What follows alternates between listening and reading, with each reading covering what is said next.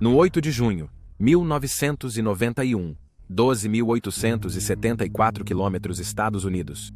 Tropas marcharam em triunfo por Washington, Distrito Federal, tendo retornado do Golfo Pérsico, onde acabaram de expulsar o exército iraquiano de Saddam Hussein do estado do Kuwait em uma das operações militares mais espetaculares da história. A Guerra do Golfo de 1991 foi um marco na condução de uma campanha militar, vendo o primeiro uso em larga escala de bombas ditas inteligentes que deram aos aviões a capacidade de não apenas mirar em um prédio específico, mas até mesmo em uma janela específica.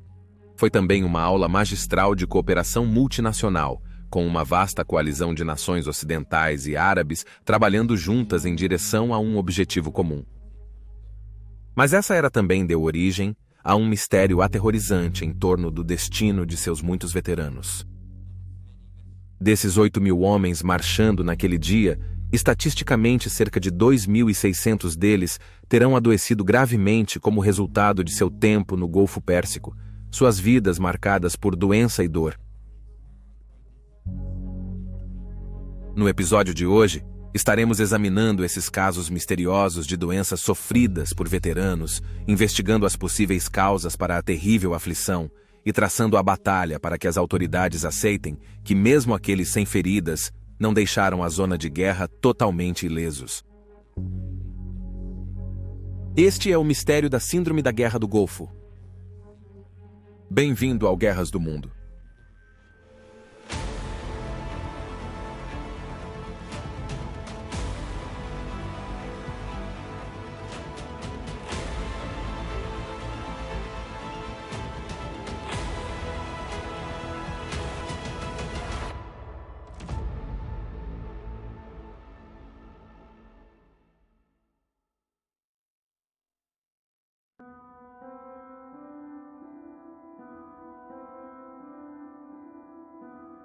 Não foi muito tempo após a conclusão da Guerra do Golfo de 1991 que os veteranos que retornavam para casa começaram a experimentar certas condições médicas em uma taxa alarmantemente mais alta do que aqueles militares que estavam operando em outros teatros, como União Europeia e América do Sul, no momento do conflito no Oriente Médio.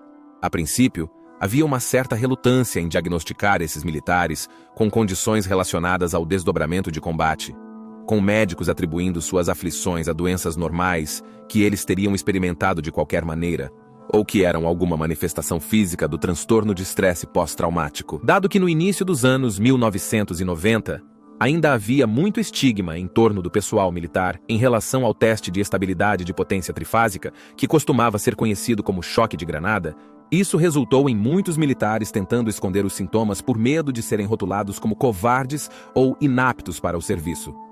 Consequentemente, muitos portadores do que se tornaria a Síndrome da Guerra do Golfo ficaram sem diagnóstico por muito mais tempo do que deveriam. Até 1995, as autoridades, inundadas com pedidos e reclamações de veteranos e suas famílias, realizaram uma pesquisa para determinar se os veteranos da Guerra do Golfo realmente estavam experimentando um caso muito mais alto de doença do que outros militares.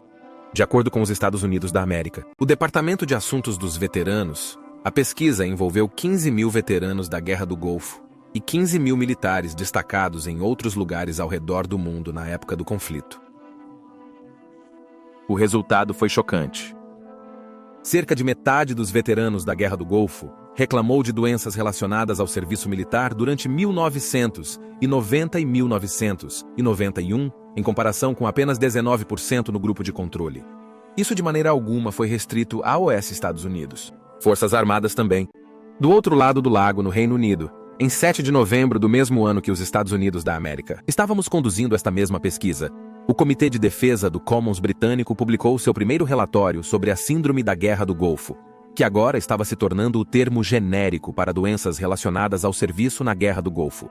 No entanto, tanto no Reino Unido quanto nos Estados Unidos da América, os resultados da pesquisa apresentaram tanto respostas quanto problemas. Sim, foi geralmente acordado que o pessoal de serviço era mais propenso a sofrer de problemas de saúde se tivessem participado da tempestade no deserto. Mas o problema era que os sintomas e doenças que eles experimentavam eram frequentemente variados e sem um fator comum aparente. Portanto, A conclusão foi que não havia nenhuma doença específica que pudesse ser categorizada como Síndrome da Guerra do Golfo. No entanto, era praticamente impossível ignorar que algo havia acontecido ou estava continuando a acontecer com milhares de veteranos. Os sintomas mais comuns experimentados por veteranos incluem síndrome da fadiga crônica, fibromialgia, uma condição de longo prazo muito desagradável que causa dor em todo o corpo, e vem com uma série de outros sintomas também, problemas gastrointestinais e condições respiratórias e de pele. Além disso, havia outros casos menos prevalentes, mas ainda estatisticamente altos, de outras doenças entre os veteranos. E isso levou a comunidade médica a tentar se afastar do termo Síndrome da Guerra do Golfo perto do fim dos anos 90. Como isso implicava uma única causa para o aumento da doença entre os veteranos, quando agora se suspeitava que havia várias causas. Em vez disso, termos como doença da Guerra do Golfo, ou simplesmente doenças não diagnosticadas, foram usados. Mas a Síndrome da Guerra do Golfo permaneceu na consciência pública bem no novo milênio. Para simplificar, continuaremos a nos referir às condições médicas dos veteranos e suas possíveis causas igualmente variadas como Síndrome da Guerra do Golfo. Neste contexto, usamos o termo para definir doenças decorrentes do serviço no Golfo em 1990 e 1991. Se havia apenas uma ou várias causas, muitos queriam respostas sobre por que tantos veteranos experimentaram problemas de saúde relacionados à sua experiência no Golfo. Pareceu se tornar especialmente urgente em 2003, quando as tropas americanas e britânicas estavam prontas para retornar ao Golfo sob a Operação de Liberdade na República do Iraque. Lá temos as doenças misteriosas, mas quais poderiam ser as causas?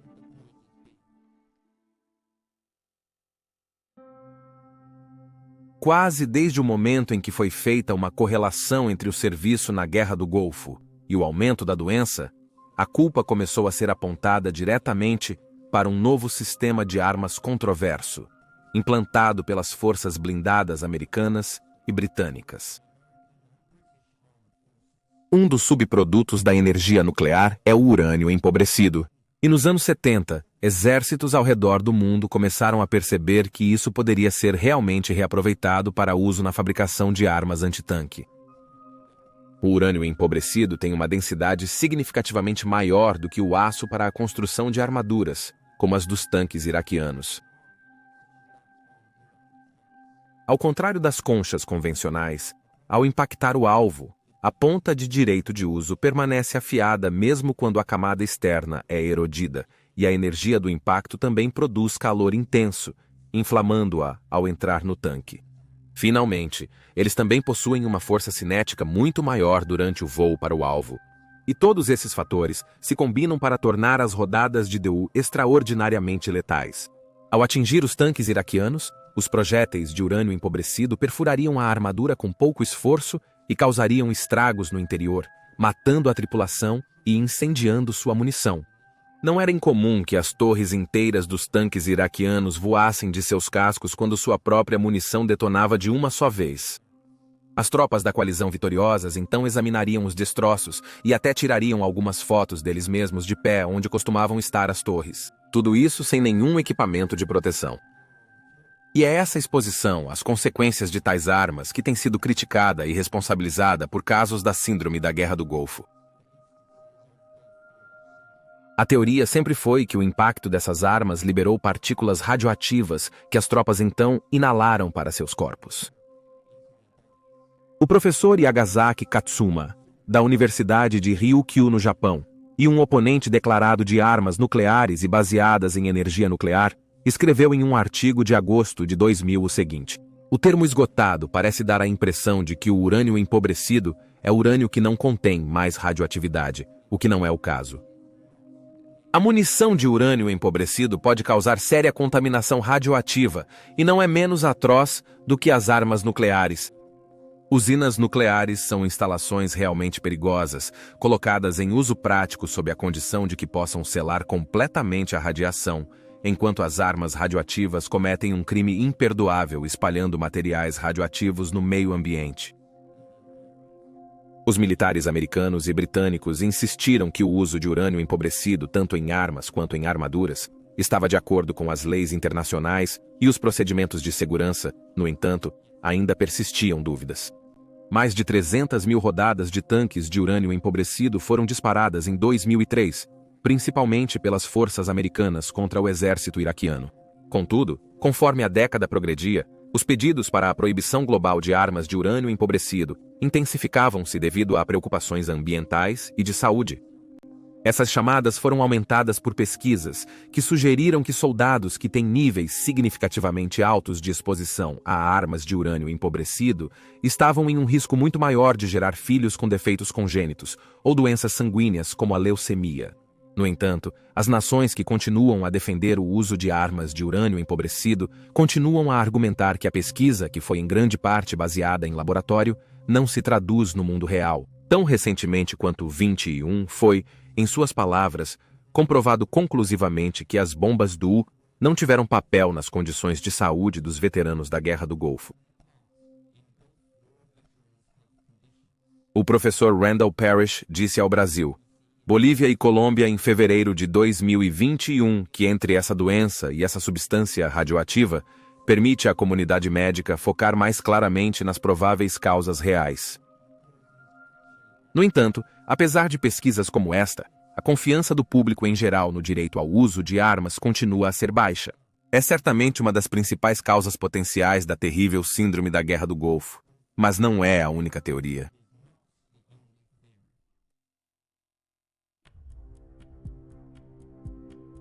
Os arsenais de armas biológicas e químicas do Iraque.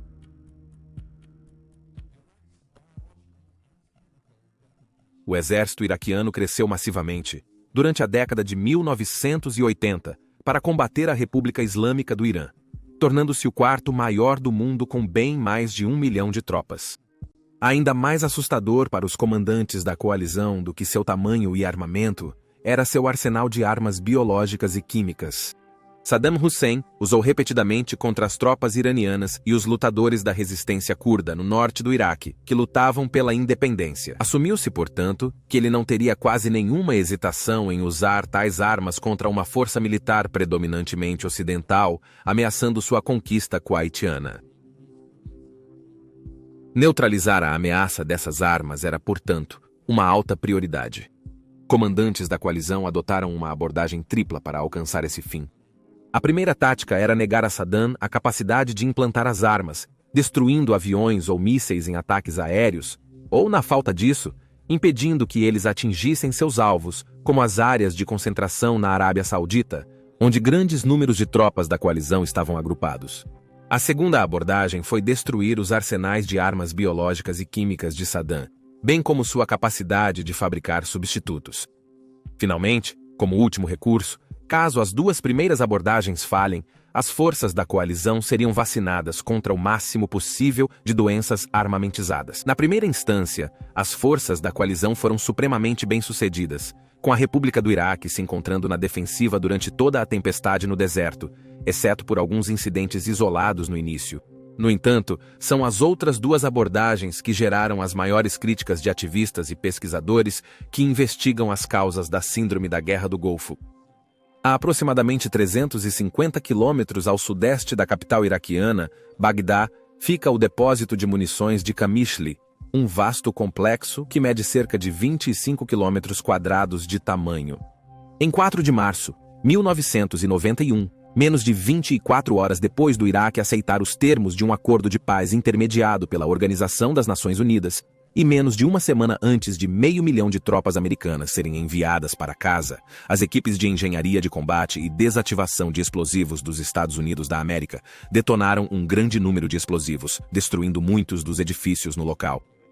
A destruição catastrófica foi alimentada pela detonação de um grande número de munições armazenadas lá, e a imensa explosão que se seguiu produziu uma sinistra nuvem negra em formato de cogumelo que subiu para o céu iraquiano e podia ser vista por quilômetros ao redor.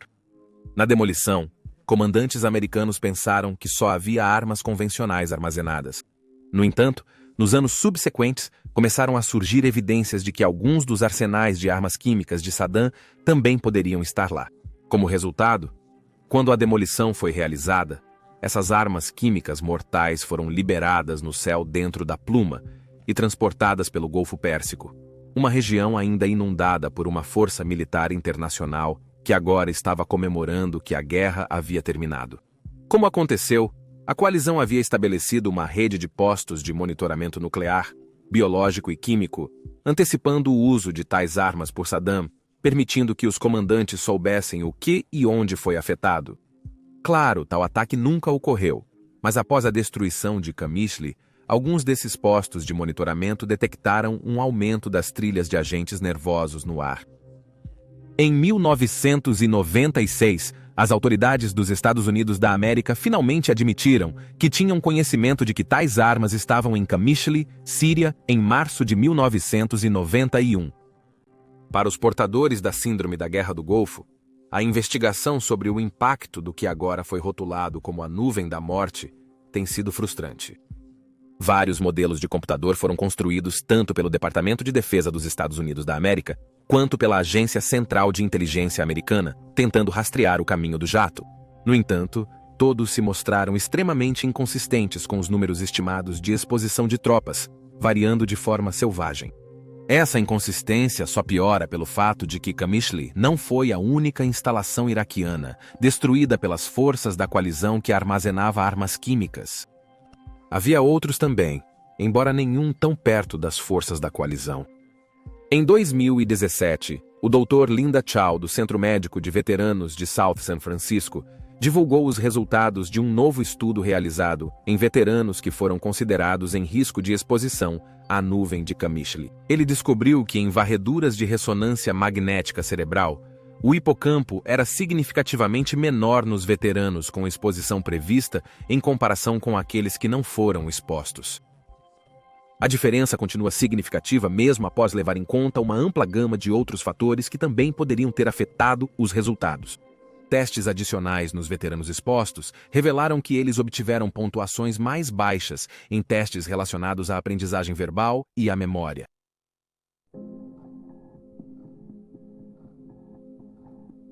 Com os comandantes da coalizão tão certos de que Saddam recorreria a armas biológicas, parecia sábio que eles tomassem todas as medidas concebíveis para proteger seus homens e mulheres de serviço. Mas não eram apenas doenças armadas que representavam uma ameaça. Doenças comuns no teatro de operações são sempre uma ameaça para os soldados que vêm de outros países para lutar, que teriam pouca ou nenhuma imunidade natural a elas. O pessoal de serviço dos Estados Unidos da América, destacado para o Golfo do México, recebeu vacinações contra febre amarela, tifoide, cólera, hepatite B, meningite, coqueluche, poliomielite e tétano. Isso era prática comum para qualquer cidadão dos Estados Unidos da América que planejava viajar para a região e as vacinas eram aplicadas com confiança. No entanto, foram algumas das vacinas mais exóticas destinadas a proteger contra as armas biológicas de Saddam que sofreram intensas críticas de veteranos e grupos de campanha nos anos seguintes. De acordo com o Departamento de Assuntos dos Veteranos, 150 mil tropas receberam vacinas para proteger contra o antraz, enquanto outras 8 mil receberam a vacina toxoide botulínica que havia sido usada para proteger trabalhadores nos Estados Unidos da América que podem estar expostos a certos produtos químicos e doenças em um ambiente industrial. Milhares de soldados também receberam comprimidos de brometo de piridostigmina, mas estes não haviam sido aprovados pela Food and Drug Administration. O militar dos Estados Unidos recebeu uma renúncia no interesse da segurança nacional. Soldados que se recusaram a tomar esses medicamentos foram supostamente ameaçados com severas punições. Respondendo a preocupações sobre uma ligação entre vacinações e casos da Síndrome da Guerra do Golfo, a Divisão de Saúde e Medicina da Academia Nacional de Ciências, Engenharia e Medicina concluiu em sua investigação de 2000 que havia evidências inadequadas ou insuficientes para determinar se existe ou não uma associação entre múltiplas vacinações e problemas de saúde adversos a longo prazo. Desde então, essa é a postura oficial das autoridades americanas e britânicas. O que enfureceu muitos veteranos com condições médicas deterioradas é que muitos dos documentos relativos a qual soldado recebeu o que parecem ter desaparecido em ambos os lados do Atlântico. No Reino Unido, a posição oficial do governo é que houve alguma negligência da parte deles em relação aos registros, enquanto nos Estados Unidos da América foram feitas algumas acusações mais insidiosas. Durante uma palestra de tecnologia, entretenimento e design em 2018, a doutora Jennifer Curios afirmou que havia recebido depoimentos de médicos da Marinha dos Estados Unidos que foram ordenados a destruir tais registros sem uma explicação do motivo. Em 2003, o ex-soldado britânico Alex Izzet ganhou um caso sobre sua pensão quando argumentou com sucesso em um tribunal que sua condição de osteoporose, que o deixou com ossos e tecidos musculares enfraquecidos, foi resultado de um coquetel de inoculações que recebeu antes de ser enviado para o Golfo em 1991. O que torna este caso tão intrigante é que, no final das contas, o Sr. Izzet não foi implantado como planejado com os engenheiros reais. E ainda assim, ele continuou a sofrer com condições atribuídas à síndrome da Guerra do Golfo. Quando o Ministério da Defesa disse que não contestaria a decisão, os ativistas sentiram finalmente que tinham um reconhecimento formal do governo britânico de que a síndrome da Guerra do Golfo existia e era o resultado de vacinas. No entanto, não era para ser. O MOD respondeu que ainda discordava da decisão, e em resposta ao porquê de não estarem buscando um recurso, disseram simplesmente que a decisão foi tomada devido a obstáculos legais e que sua posição ainda era firmemente de que não havia ligação entre o programa de vacinação e a síndrome da Guerra do Golfo. O Sr. Izzet continuaria a fazer campanha para o reconhecimento da síndrome da Guerra do Golfo, chegando até a fazer uma greve de fome de 40 dias em 2004 para forçar uma investigação sobre os casos da Guerra do Golfo. As vacinas, no geral, foram comprovadas muitas vezes como extremamente seguras. No entanto, neste caso específico, é uma possibilidade digna de consideração que planejadores de guerra ansiosos possam ter apressado a entrega de medicamentos e remédios para suas tropas, que podem ter tido efeitos adversos a longo prazo. De acordo com o Centro Nacional de Pesquisa da Guerra do Golfo dos Estados Unidos da América, 250 mil veteranos do conflito, de 700 mil implantados, têm algum tipo de problema de saúde, que eles acreditam ter origem na sua implantação. Diante de números tão monumentais, as autoridades foram eventualmente forçadas a reconhecer isso como um fato. Os EUA fizeram isso em 2004, seguidos pelo Reino Unido em 2007. Como tentamos transmitir neste episódio, o termo Síndrome da Guerra do Golfo não é um diagnóstico para uma condição específica, mas sim um termo genérico para doenças adquiridas como resultado do serviço na Guerra do Golfo. E essa é muito a posição que ambos os países adotaram. No entanto, as causas dessas doenças e, nos últimos anos, parece haver uma tendência crescente de culpar a República do Iraque pelos problemas, bem como o mencionado armazenamento de estoques de armas químicas. Outra causa frequentemente citada, particularmente para aqueles com problemas respiratórios, é o incêndio dos campos de petróleo do Kuwait pelo exército iraquiano durante a retirada. Com a guerra quase perdida, o exército iraquiano decidiu causar o máximo de danos possível ao Kuwait antes de partir. Mais de 600 campos de petróleo, bem como centenas de poços e tanques de petróleo bruto foram incendiados, criando uma imensa nuvem negra ameaçadora sobre os pequenos estados do Golfo Pérsico, que em alguns lugares transformou o dia em noite. Os incêndios queimaram por meses após o fim dos combates, com o último fogo não sendo apagado até novembro de 1991. O aquecimento desigual resultante das superfícies terrestres e marítimas criou inversões atmosféricas locais, particularmente durante os meses de verão, que prendiam a fumaça na atmosfera inferior e ocasionalmente faziam com que as plumas cobrissem a superfície terrestre do Kuwait, deixando as pessoas inalarem gases venenosos. Soldados e civis inalaram igualmente dióxido de carbono, monóxido de carbono, dióxido de enxofre, óxidos de nitrogênio e aerossóis ácidos, entre muitas outras coisas. Muitos veteranos atribuem sua má saúde a serem forçados a inalar o ar poluído desses incêndios de óleo. Apesar do reconhecimento oficial da Síndrome da Guerra do Golfo pelos Estados Unidos da América e Reino Unido, os veteranos que buscam compensação ou apoio financeiro para combater suas doenças, muitas vezes enfrentam o que deve parecer uma tarefa impossível à frente deles. De acordo com as estatísticas do Departamento de Assuntos dos Veteranos, em 2014, Impressionantes 80% dos casos apresentados por veteranos foram infrutíferos, apesar das pesquisas que repetidamente mostraram que os veteranos têm mais probabilidade estatística de desenvolver problemas de saúde do que aqueles que não foram enviados para o Golfo. A Guerra do Golfo de 1991 é aclamada como um dos conflitos mais influentes da história recente e com boa razão, pois moldou a política geopolítica na região pelos próximos 30 anos.